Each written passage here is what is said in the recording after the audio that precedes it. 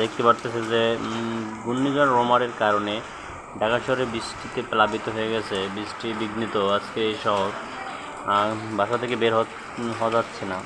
বৃষ্টির যে প্রকোপ, যে পরিমাণ মাত্রা, যদি এভাবে আর 1 ঘন্টা চলতে থাকে এই বৃষ্টি, তো তাতে হয়তো বাসার ভিতরে পানি ওঠার সম্ভাবনা আছে। অল্প কিছু বাকি আছে পানি ওঠার, বাসায় পানি উঠে যাবে। নিচতলায় যারা বসবাস করে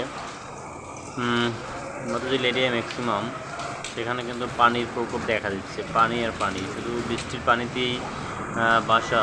আর এদিকে আবহাওয়ার পূর্বাভাসে দেখা যাচ্ছে যে বাতাস, প্রকোপ বাতাস, পানি, এই সব মিলিয়ে একদম খুবই একটি অস্বস্তিকর পরিবেশ, খুবই নোংরা অবস্থা ধারণ করছে। এগুলো থেকে পরিত্রাণ পাওয়া,